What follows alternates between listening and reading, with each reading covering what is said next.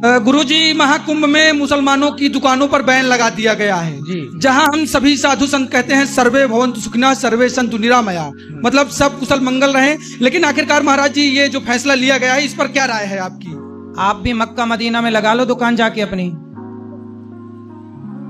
लेकिन अगर कोई एक अन्यायी है, कोई पापी है, उसका मतलब तो हम नहीं कि हम भी पाप करना, हम भी अधर्म के रास्ते पर चलना शुरू कर दें। नहीं तो ठीक है ना, जब तुम सबको भाई अपना मान रहे हो तो वो भी मान लेना तुम्हें अपना भाई। एक चाय की दुकान लगा लेना वहाँ। वो कहते हैं सर, वो तो तमाम साधु संत महात्मा है, वो कहते हैं क्या कि सर्वधर्म समभाव। हाँ तो भाई हम लोग ऐसा कहते हैं। देखो सर्वधर्म क्या होता है? सर्वधर्म नहीं होता, धर्म एक ही होता है। मुसलमानों का धर्म नहीं है, मजहब है, पंथ है। धर्म केवल सनातन है बेटा, भटक गए तुम रास्ते से। धर्म केवल सनातन है, सब कोई धर्म शब्द का प्रयोग सब नहीं कर सकते, जो कर रहे हैं वो गलत है, ठीक है। लेकिन महाराज जी इस पर जो ये तमाम लोग विरोध भी तो कर रहे हैं, हिंदू ही विरोध करते हैं, उनको क्या कहेंगे? अब आप ही तो पक्षधर बने बैठे हो। पक्षधर नहीं है। लेकिन हम ये सवाल है आपसे, ये आपसे सवाल है क्या? इसमें हम पक्ष किसी का नहीं रख रहे हैं। हाँ। इस पर आपकी प्रतिक्रिया जानना चाहते हैं। हमारी तो यही प्रतिक्रिया है, हमारा तो यही भाव है कि जब मक्का मदीना में हिंदू प्रवेश नहीं कर सकते तो भाई प्रयाग में ये बताओ गंगा है, यहाँ तो गंगा स्नान का महत्व है ना।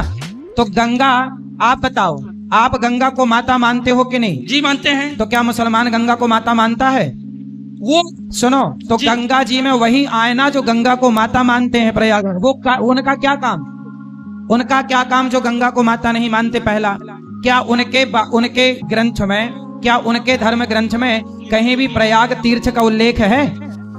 नहीं है। जब नहीं है, पर हमारे पूरे पुराण वेदों में प्रयाग तीर्थ का उल्लेख है, तो हमारी आस्था है, उनकी थोड़ी आस्था है।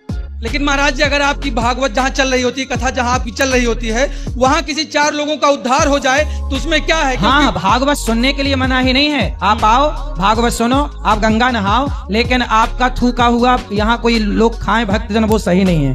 क्योंकि वो लोग तो बनाते हैं ना, थूक देते हैं उसी में, फिर वो आपको खवाते हैं।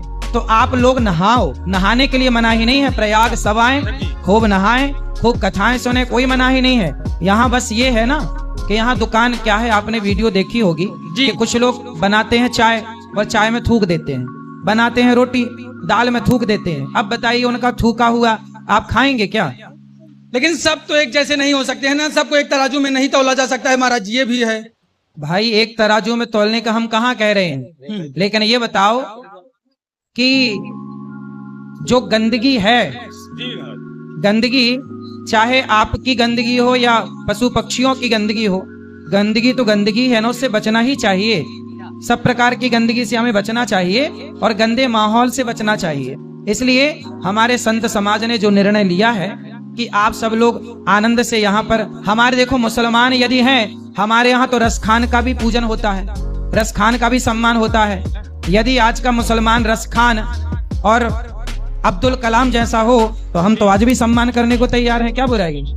एक सवाल महाराज जी ये बताइए, तो फिर क्यों फिर आप तो यही तो पाठ करते हैं, सर्वे भवन्तु सुखिनः सर्वे सन्तु निरामया सर्वे भद्राणि पश्यन्तु मा कश्चित् दुर्भाग् भवेत्। हाँ, तब तो फिर ये अपनी ही बात का आप लोग खंडन कर रहे हैं महाराज। कोई खंडन नहीं है बेटा, सर्वे भवन्तु सुखिनः। तो उसमें मुस्लिम नहीं आते हैं? अच्छा ये उसमें सिख ईसाई नहीं आते हैं? नहीं, सिख ईसाई नहीं आते हैं, बौद्ध। तुम कौन हो पहले ये बता दो? नाम बताओ। ब्राह्मण हो, अतुल तिवारी नाम है महाराज जी। तिवारी हो? हिंदू हो? हाँ हिंदू हो। सुनो, बात तो ऐसी है ना कि समाज में ये सब बातें हिंदुओं को समझानी पड़ रही है, दुर्भाग्य है ये, बड़ा ये तमाम सवाल है महाराज जी। सुनो, हम उत्तर दे रहे हैं क्योंकि आपके पास सब लोगों का जवाब नहीं आ सकता। सर्वधर्मान, देखो ऐसा है, आपने श्लोक बोला जी कि हम सबका भला चाहे, सर्वे भवन्तु सुखिनः, हम सबका भला चाहे। हम किसका बुरा चाहे? क्या हम किसी की गर्दन काट रहे हैं? क्या हम आतंक फैला रहे हैं?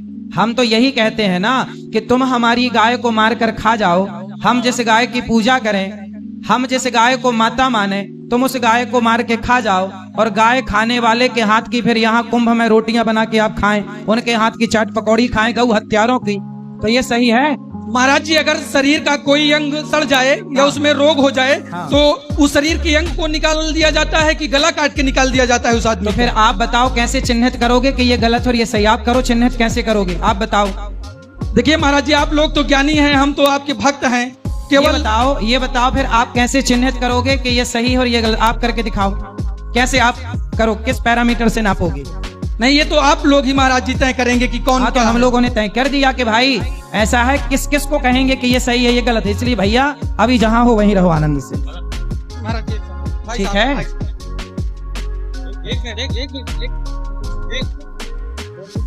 बताओ बताओ। महाराज जी प्रणाम। हाँ हाँ, अरे उनसे बात करा दो। क्या और कुछ सवाल है? हाँ महाराज जी। बोलो। महाराज जी देखिए, धर्म को लेकर काफी सवाल उठते हैं जी। और भगवान को लेकर भी सवाल उठते हैं, ईश्वर को लेके उठते हैं, क्योंकि कहीं कोई वैष्णो देवी जा रहा है, कोई महाकाल के दर्शन करने जा रहा सही है, सब सही है। तो उस दौरान महाराज जी गाड़ियां पलट जाती हैं, कोई अनहोनी हो जाती है। हमारे यहाँ बेटियों को देवी का रूप कहा जाता है और उनका जब उनके साथ दुष्कर्म होता है तब भगवान कहाँ रहते हैं, ऐसे भी सवाल उठते हैं। उन पर क्या कहेंगे महाराज जी आप? भाई दुष्कर्म होता है तो क्या भगवान बोलते हैं कि तुम दुष्कर्म करो? आप बताओ, आप किसी के साथ दुष्कर्म करेंगे तो क्या भगवान ने आपको आज्ञा दी कि दुष्कर्म करो? नहीं, इस सृष्टि में जो होता है, मतलब कहते हैं भगवान के बिना पत्ता नहीं हिल अरे सकता है। फिर वही घिसे पिसे सवाल अभी देता हूँ उत्तर। सुनो, ऐसा है बेटा, ये बताओ कि आपके जो माँ है, आपकी माँ ने यदि आपको अच्छे संस्कार दिए हैं तो क्या आप किसी बेटी बहन के साथ उसके बलात्कार की सोचोगे? नहीं सोचेंगे। नहीं सोचेंगे ना। लेकिन कोई माता पिता कहता नहीं अपने पुत्र से कि जाओ उनकी बेटी का बलात्कार या रेप कर दो। हाँ, तो भगवान थोड़ी कहते हैं कि तुम करे आओ बलात्कार। भगवान कहते हैं क्या? भाई माँ बाप बढ़िया संस्कार देंगे बच्चों को तो कोई बच्चा बलात्कारी होगा ही नहीं। इसमें माँ बाप का दोष है ना कि ईश्वर का। आज के माँ बाप बच्चों को सही सही संस्कार नहीं देते, इसलिए बच्चे बलात्कारी हो जाते हैं। ठीक है।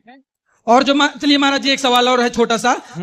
भारतीय संस्कृति में पश्चिमी सभ्यता धीरे धीरे विद्यमान होती जा रही है, या कहें 99% है, काबिज भी हो चुकी है। हाँ। उस पर क्या कहेंगे महाराज? आपने पैंट शर्ट पहन रखा कि धोती पहन रखी है? Pant shirt. फिर आपने शुरू नहीं की? भारतीय परंपरा में देखो, हमने धोती कुर्ता पहना है। हम तो भारत के हैं, तो भारत का रहने वाला हूँ, भारत की बात सुनाता हूँ। आप बात कर रहे हैं भारतीय संस्कृति की और पैंट शर्ट पहन के बात कर रहे हैं। अरे भारतीय संस्कृति की बात करनी है, ओ छोरा सुन ले लाला, भारतीय संस्कृति की बात करनी है ना, तो भारतीय वेशभूषा में आके बात करनी चाहिए। शुरुआत आप अपने से करोगे तब समाज बदलेगा, कहने से ना होगा, मुंह चलाने से।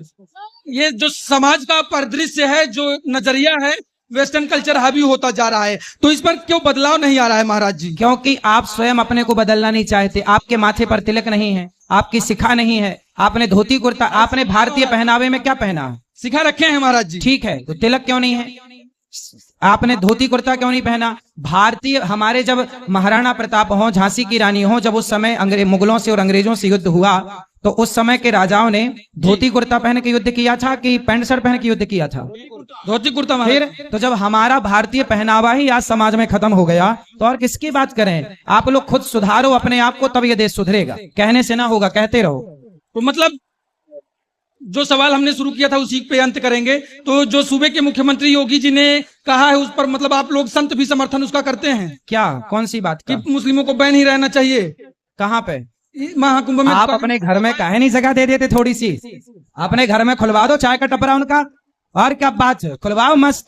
अपने द्वार पे खुलवा लो एक चाय का, अपने आंगन में खुलवा लो एक पिज्जा का, उनसे खाओ पिज्जा बर्गर। क्या हम थोड़ी मना करने आएंगे? नहीं, कई साधु संत हैं, कई जो लीडर हैं, उनके भी बच्चे तो हाँ, तो आप अपने छत में भी खुलवा देना ना एक। हाँ, मुल्ला जी का खुलवा दो एक छत में टपरा ढाबा। ठीक महाराज जी, आपने सभी प्रश्नों का हमारे जवाब दिया, इसके लिए आपका बहुत बहुत कोटि कोटि धन्यवाद। खुश रहिए। सादर प्रणाम आपके चरणों में।